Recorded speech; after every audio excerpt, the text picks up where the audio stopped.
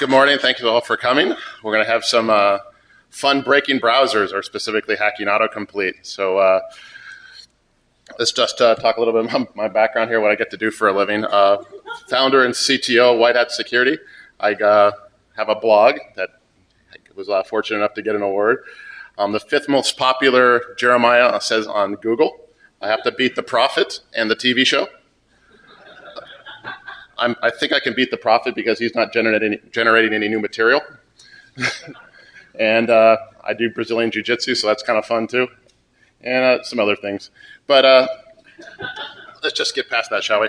So web security. Web security comes in two halves. My day job with Whitehat Security is the security of websites, hacking into them, finding vulns, things like that.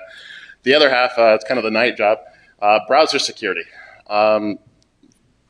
The way it works is in web security, a website must be able to defend itself against a hostile client. The browser must be able to defend itself against a hostile website. And we're going to build hostile websites to hack browsers. Now, why is browser hacking cool? Why I like going after it?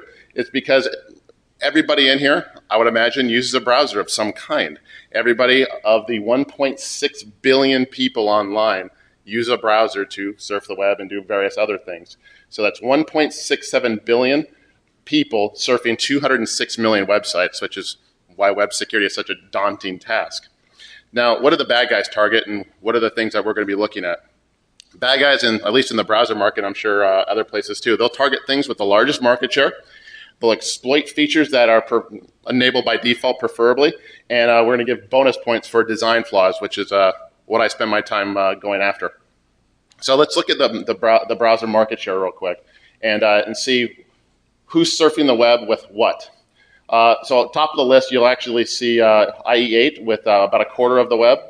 One of the things that were interesting to me is if you count IE6 and IE7 together as a singular browser, it is actually the most popular browser out there. Browsers that are, IE6 about a decade old now, is combined with IE6 and 7, most popular browsers out there. I did a cutoff at Safari down there at about 2.9%, Safari 4. So that's going to be our target set. These are the browsers that we're going to have a look at the security of autocomplete today. So to put this in real terms, so IE8, if you do the math between market share and number of people on the web, relative terms, IE8 has about nearly 500 million people using their product. IE6, another 250 million. Firefox doing very well at 351 million, so on and so forth. Just to give you kind of context of the exposure a browser vuln will have, the last census, 2010 census, said 307 million people in the U.S. So there's almost double the amount of IE8 users as population in the United States. So it's pretty serious. So we got security features in the browsers. We got sandboxes, code security, memory protection, blacklist. We even got green bars for SSL and EVSSL. We got these cool warnings on a phishing site. All these kind of things, when SSL fails, you guys have seen these things, right? All these things designed to protect us, and they protect us, to get some things. But we're going to bypass all those things and do malicious websites that won't pop up any warnings. So I follow web security a lot, and there's this one bug here that is probably about 8 to 10 years old now. Many of you have seen this before on CSS history stealing, where you look at the link color of a set of links, you can tell where a user's been and where they haven't been. And some of the really good proof of concept code that's been out there was doing 10,000 URLs a second, so it was really, really fast. Safari 5 has fixed this bug. Firefox 4, which is due out soon, will be fixing it as well, because they won't let you set properties in CSS in a visited pseudoclass, and the JavaScript method of doing it, the API of get property value, will lie to you. So this is going away. So this one is really cool because we want to know the user. When we target the user with a design flaw, we want to know where they've been so we can do interesting things. If we know they're a user of this website, whatever the website may be, we target them or target that website with a vuln, cross-site scripting, CSRF, you name it. One thing I just want to gloss over briefly is that we can still tell where a user is logged in. Image source equals some logged in URL, and a lot of times you can tell where a user is logged in. So we're not going to talk too much about this, or if at all, this is a blurb here. We don't know where user's been anymore from this point forward when the new browsers come out, but we're still going to know where they logged in. So given those bugs are going to start going away, what I set out with the premise is I want to know your name, who you work for, where you live, and your email address right at the moment you visit a website, even though you've never visited the website before, let alone typed in any of this information. If we got this to work, it would be pretty powerful. You know, nice privacy violation. So who do you ask for this information? There's been some research out there with, I'm not even going to pronounce that name. We're not going to ask Google or Facebook or even AT&T, but there has been research out there on de-anonymization and SMB cloaking. But also, these are far too hard, and we're not going to use these. We're going to ask our good friend Safari. Safari has a feature, and you might have seen this in the news a little bit, a leak just a little bit early. It has this option called autofill web forms that is enabled by default.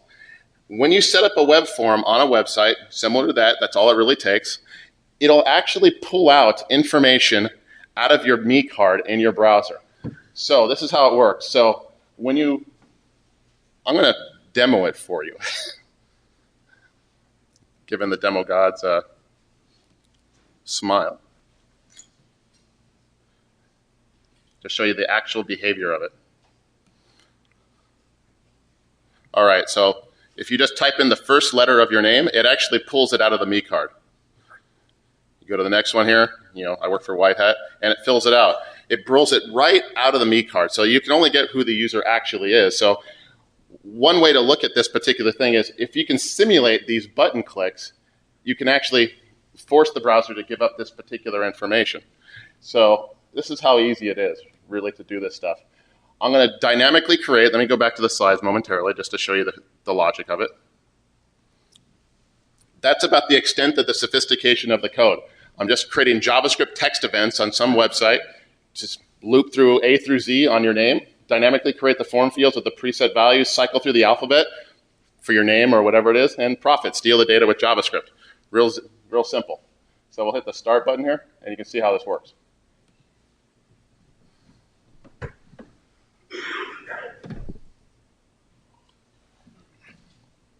It's only that slow for demonstration purposes. It's only visible for demonstration purposes. We can actually use cascading style sheets, the opacity, to make it completely invisible. The interesting about this particular demo is it's just JavaScript code. If you wanted to land this on a whole lot of users, all you would have to do is spend $100 and send it out to about 100,000 users on an advertising network and just land JavaScript on everybody's browser out there. And this would happen instantaneously. So again, this information comes out even though you've never been to the site and you've never entered this information, and it is on by default. If you look at the back of the metrics, this is 64 or so million people that are vulnerable to this one. It's vulnerable on Safari 4 and 5 until the day before yesterday when they patched it. Anybody here from Apple Security? Figures.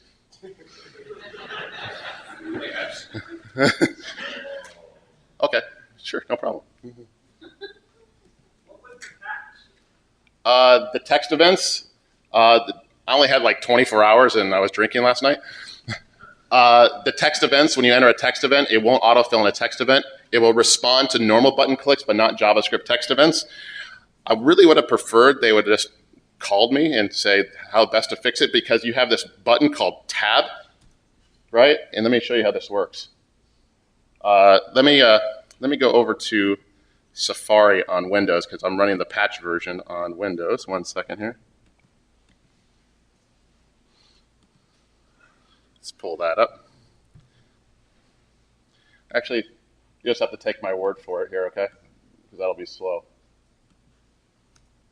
So, J,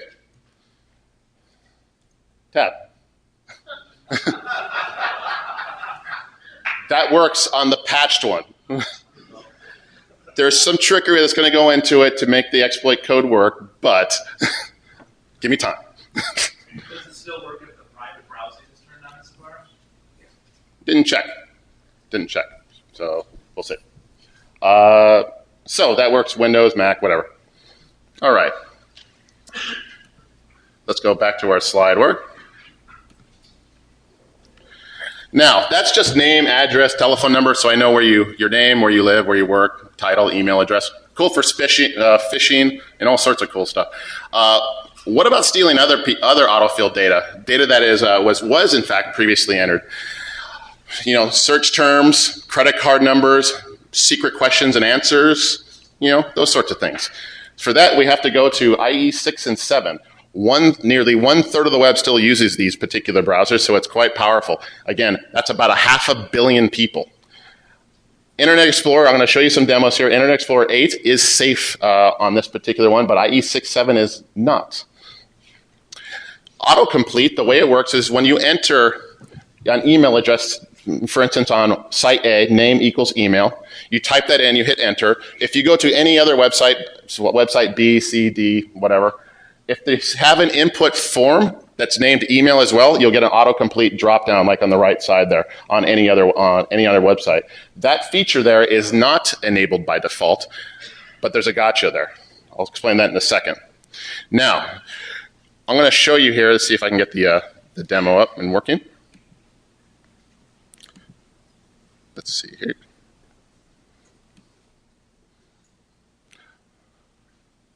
All right. This is just a plain web form that I'm going to submit to myself. Let's say fname, Blackhat, email, whatever. Let's hit submit. Great. No, it doesn't want to submit. Good. Submit this. Now, if I put my name in here, now the behavior on the button click is down. The down arrow, down, will drop down the autocomplete. You hit down again, you select it, and you hit enter, and it lands in there. Good enough? Now I'm going to fill out a few more of these. My email at something.com. Query strings. Send that in there. I'm going to show you, I have Craigslist up. Hi Blackhat, right? Put that in there. Good. No results. Oh. All right, so we put Hi Blackhat in there, so you can kind of see. Is that in there? Yeah. So Hi Blackhat, so it's in there. So down, down, down.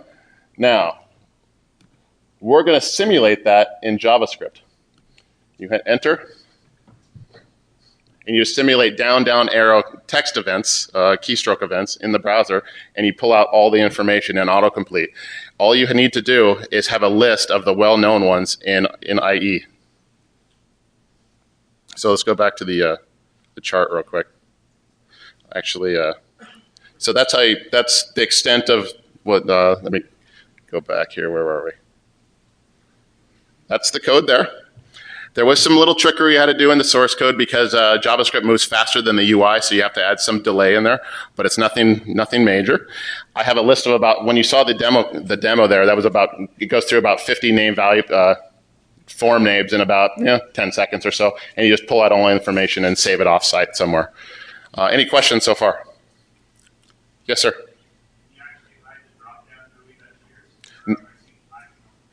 Can you, so the question was, can you hide the dropdown?